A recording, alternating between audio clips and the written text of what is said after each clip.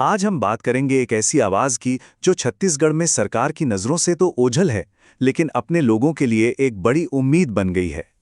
ये कहानी है एक नेता की, एक आंदोलन की और उस लड़ाई की जो एक पूरे राज्य की पहचान के लिए लड़ी जा रही है।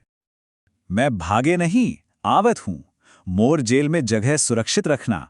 ये सिर्फ शब्द नहीं है, ये एक चुनौती है। ये शब्द हैं अमित बघेल के, जो आज छत्तीसगढ़ी अधिकारों की शायद सबसे मुखर और सबसे रहस्यमयी आवाज बन चुके हैं। वो भूमिगत हैं, पर उनकी आवाज पहले से कहीं ज्यादा गूंज रही है। अब देखिए, एक तरफ सरकार है जो उन्हें फरार कहती है और उनके ऊपर इनाम भी रखा गया है। वहीं दूसरी तरफ बघेल खुद को एक रणनीतिकार बताते हैं। तो सवाल ये उठता है कि सच क्या है? क्या वो कानून से भागते एक अपराधी हैं या फिर एक राजनीतिक योद्धा जो छिपकर अपनी लड़ाई को एक नई दिशा दे रहा है? चलिए इस फर्क को थोड़ा और समझते हैं। यहां पर ना शब्दों का चुनाव बहुत मायने रखता है।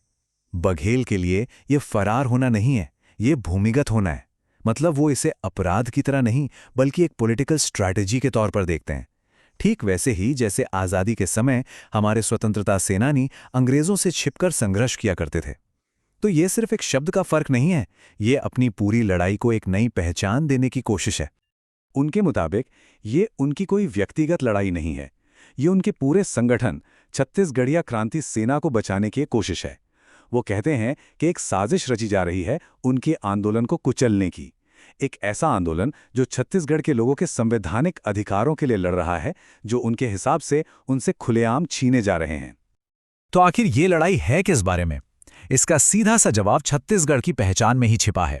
यहाँ के जल, जंगल और जमीन, यही वो तीन चीजें हैं जो इस पूरे संघर्ष के बिल्कुल केंद्र में हैं। 7 लाख ये कोई छोटा मोटा नंबर नहीं है। इतने पेड़ काटे जाने हैं हसदेव के जंगलों में, और ये वही जंगल है जिसे अमित बघेल जैसे लोग सेंट्रल इंडिया का फेफड़ा कहते हैं। अब आप सोचिए, जब फेफड़ों पर ही हमला हो रहा हो तो कोई सांस कैसे लेगा? और इसी बात पर बघेल एक बहुत सीधा सा सवाल पूछते हैं। वो कहते हैं कि अगर बिजली राजस्थान के लिए बननी है तो छत्तीसगढ़ का जंगल क्यों काटा जा रहा है? उनके हिसाब से ये कोई विकास की मजबूरी नहीं है, बल्कि एक सोचा समझा सौदा है जिसमें स्थानीय पर्यावरण की बलि चढ़ाकर बड़े बड़े कॉरपोरेट घरानों को फायदा पहुंचाया जा रहा है। ये दावे इस लड़ाई की पूरी तस्वीर साफ कर देते हैं। बघेल का आरोप है कि छत्तीसगढ़ में विकास के नाम पर यहाँ के मूल निवासियों को उनकी ही जमीन से बेदखल किया जा रहा है। उनकी उपजाऊ जमीनें उद्योगों को दी जा रही हैं, लेकिन उन्हें नौकरियां तक नहीं मिलती। नतीजा, उनके हिसाब से 100 एकड़ का मालिक किसान आज 5 एकड़ का किसान बनकर रह गया है। मतलब प्रगति की जगह उनके हिस्से में सिर्फ शोषण आ रहा है। लेकिन सवाल ये है कि ये शोषण कर कौन रहा है? बघेल की नज़र में इसके जिम्मेदार चेहरे बिल्कुल साफ हैं। तो उनकी आरोपियों की सूची में कौन कौन शामिल है, चलिए देखते हैं।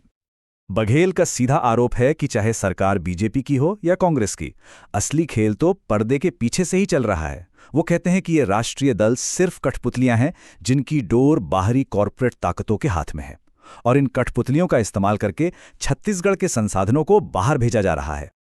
हमारे भाई से हमार गर्दन कैसे उतारना है, ये राष्ट्रीय राजनीतिक दल बखूबी जानते हैं। ये शब्द सुनने में कड़वे लग सकते हैं, लेकिन ये बघेल के विश्वास को साफ तौर पर दिखाते हैं। उनका मानना है कि राष्ट्रीय पार्टियां फूट डालो और राज करो की नीति अपनाकर छत्तीसगढ़ को अंदर से ही खोखला कर रही हैं। ये लड़ाई सिर्फ जमीन और जंगल तक ही सीमित नहीं है। बघेल का आरोप है कि ये एक सीधा हमला है छत्तीसगढ़ की आत्मा पर, उसकी पहचान पर। और ये कोई एक दो घटनाएं नहीं हैं, बल्कि एक सोचा समझा पैटर्न है। देखिए, ये सिर्फ मूर्तियों पर हुए कुछ हमले नहीं हैं। बघेल के अनुसार ये एक पैटर्न है। डॉक्टर खूबचंद बघेल से लेकर छत्तीसगढ़ महातारी तक हर उस प्रतीक पर हमला हुआ है जो छत्तीसगढ़ के स्वाभिमान को दिखाता है। वो इसे महज तोड़फोड़ नहीं मानते, बल्कि पहचान को मिटाने की एक सोची समझी साजिश के तौर पर देखते हैं। और यहीं पर वो सरकार से एक बहुत चुभता हुआ सवाल करते हैं। वो पूछते हैं कि अगर दूसरे महापुरुषों के प्रतीकों की रक्षा के लिए इतनी मुस्तैदी दिखाई जाती है, तो फिर हमारे नायकों का अपमान बार बार क्यों होता है? क्या छत्तीसगढ़ की विरासत का कोई मोल नहीं है? ये सवाल सीधे सीधे राज्य में दोहरे मापदंड की ओर इशारा करता है। तो इन सभी समस्याओं का हल क्या है? बघेल और उनके साथी एक समाधान पेश करते हैं, एक विचार, एक आंदोलन, जिसे वो नाम देते हैं छत्तीसगढ़ियावाद। और यही भविष्य के लिए उनका विजन है। यही उनका नारा है, उनका आह्वान है। छत्तीसगढ़ियावाद का सीधा सा मतलब है कि हर कोई, चाहे वो किसी भी जाति का हो, किसी भी धर्म या पार्टी का हो, सबसे पहले खुद को छत्तीसगढ़ी माने। और यही वो एकता है जिसे वो राज्य की सबसे बड़ी राजनीतिक और सामाजिक ताकत बनाना चाहते हैं। वो एक उदाहरण देते हैं, कहते हैं कि छत्तीसगढ़ ने हमेशा बाहर से आने वालों का दिल खोलकर स्वागत किया है, लेकिन हमारी इसी मेहमान नवाजी को हमारी कमजोरी समझ लिया गया। और धीरे धीरे जैसे अंग्रेज व्यापारी बनकर आए और शासक बन गए, वैसे ही व्यापार और राजनीति पर बाहरी लोगों का कब्जा हो गया। और इस पूरे आंदोलन का जो अंतिम लक्ष्य है वो बिल्कुल साफ है, राजनीतिक सत्ता। वो चाहते हैं कि छत्तीसगढ़ की कमान, यहाँ का शासन छत्तीसगढ़ के लोगों के ही हाथ में हो, ताकि यहाँ के संसाधनों और यहाँ के भविष्य का फैसला कोई और नहीं बल्कि यहाँ के अपने लोग करें। छत्तीसगढ़ की ये कहानी सिर्फ एक राज्य की कहानी नहीं है। आज पूरे भारत में क्षेत्रीय पहचान और राष्ट्रीय विकास के बीच एक नया संतुलन बनाने की कोशिश हो रही है। और ये हमें एक बड़े सवाल पर सोचने के लिए मजबूर करता है कि आने वाले समय में भारत में शक्ति, पहचान और प्रगति का रिश्ता कैसा होगा।